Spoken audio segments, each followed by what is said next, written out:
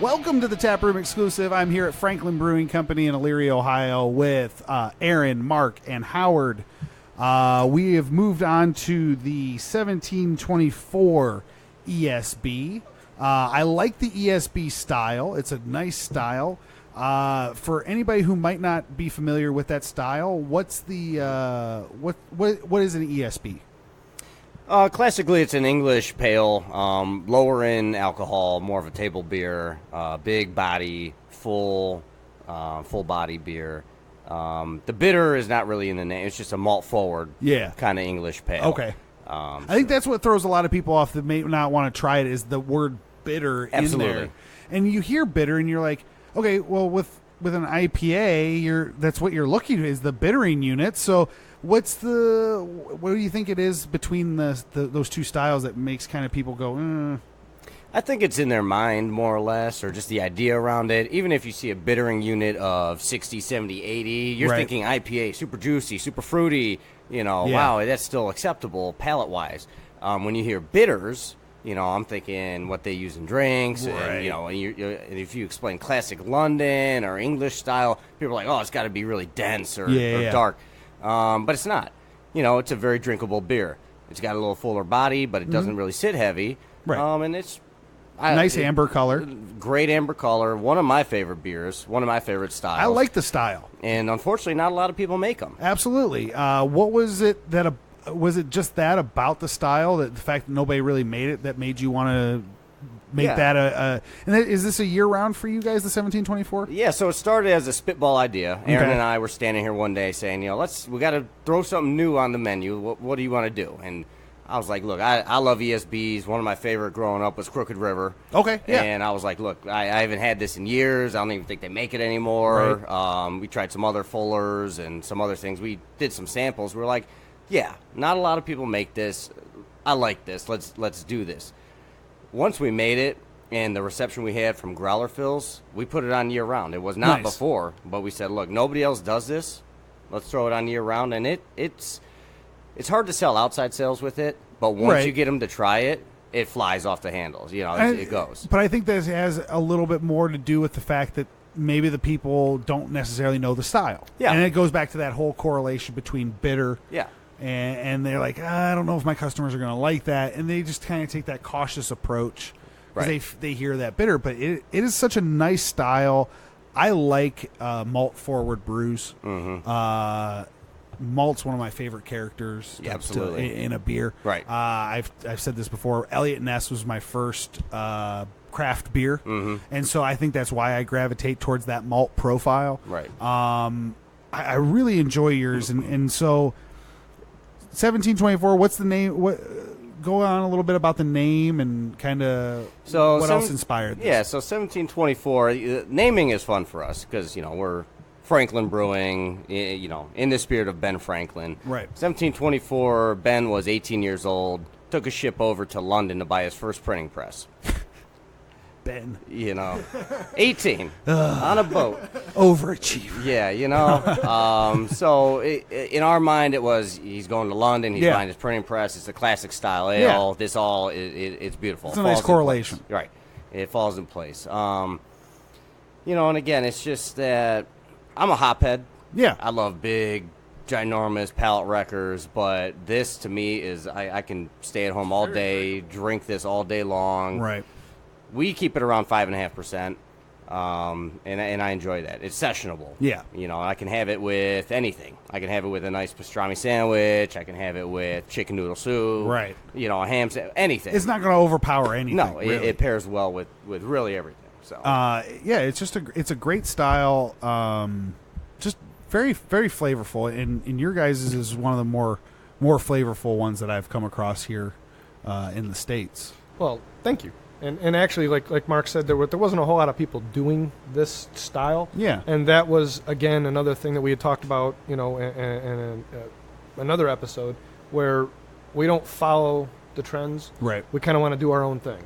And we found something that we enjoyed that people weren't doing. So it was like, this seems like a perfect opportunity for us to do something. Yeah. And especially to introduce people to something that they maybe have never had before or even thought of having before. Right. And, like we said, it is a little more malt forward, but it's still so drinkable. Absolutely. And so easy to drink and smooth, and it's almost that sessionable, quaffable, where you can just sit here and pound them one after the other. And, it's just, it doesn't leave any aftertaste. There's no cloying effects. There's nothing going on. It's just like, wow, this is a really balanced and tasty beer. And like he mentioned earlier with the bitters, the whole name. And that's why he said it's tough for us sometimes to sell it outside, because when it gets into a bar, when we give it to people for samples and things like that to try, they're like, I really like this, I want to put it on. They put it on and people see the name, and then they're like, nah, I don't want to try that. Let me try something else. But if they can get them to at least try a small sample, then they're like, we can't get them to stop pouring it. Right. And it's just one of those beers that I didn't expect it to take off like it did, and it has, and it's been awesome because out of everything that we make, our whole list of stuff, that's probably, if it's on, it's my go-to. Yeah. I mean, I come out and go, what do I want this. Yep, I'm going to have this one. Like, I go to a brewery, usually the first thing I try is an IPA, because I know if a brewery can make a solid IPA, they can make a solid any style, for the most part. The only thing that will make me second guess doing an IPA first is an ESB. I just like that style. I just like that style. I was just in Columbus, and I walked into Land Grant. Oh, yeah. And I'm looking at their big board. They had an ESB on. I said, nice. Absolutely. That's going to have to be the first one I try. And it was great. And when my niece brought me 4 growlers back from Catawba Island Brewing Company for Christmas last year, one of the ones she brought back was an ESB, and that was by far my favorite one. And I was like, I have to talk to these guys. Yeah. But I'm really glad that I got to try your guys' too, because it's a nice style. And then you guys also do another ESB. You guys actually do like an imperial ESB. You guys bump that ABV up a little bit too. Yeah. So it's 1724 is the base, and then you got 1726 is your imperial. 1726, yes, is our imperial. That was my mistake. I'll own it.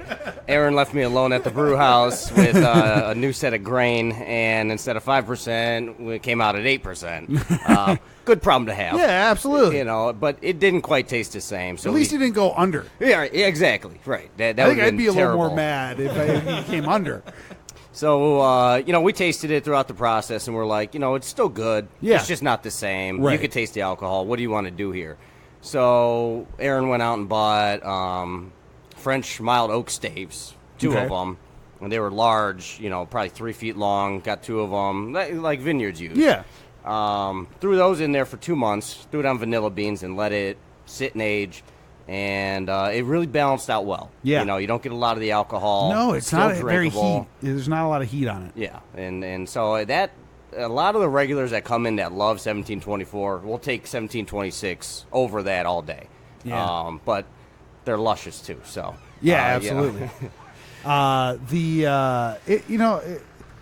What is it about the style that you think that's made it kind of start bumping up and becoming a little bit more popular around here? You see a little bit more people doing it now. I do. It's the same old. What's old is new again, and it's just a cyclical thing. Yeah. I think all the crazes that have been going on with the IPAs, hazy crazes. Oh, absolutely. I've seen the glitter around. Right. There's all sorts of crazy stuff going on. How many different IPAs can we make? Yeah, and it's nice to see people gravitating back to, here's just a classic, basic style that people have been drinking for hundreds, thousands of years. Let's just do that. If it was good enough for them, it's good enough for us. Exactly. And then you get it, and you get a lot of, our demographics, a little older crowd, and you get a lot of people coming in and like, wow, I remember this when I was a kid. My grandpops used to drink this, and, it's throwbacks for them, and they really enjoy it.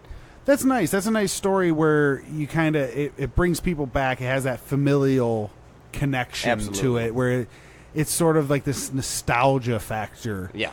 When you're sitting down and drinking, and I feel like that's also been another big thing with this craft beer boom is that nostalgia factor and going back to beer. Yeah, absolutely.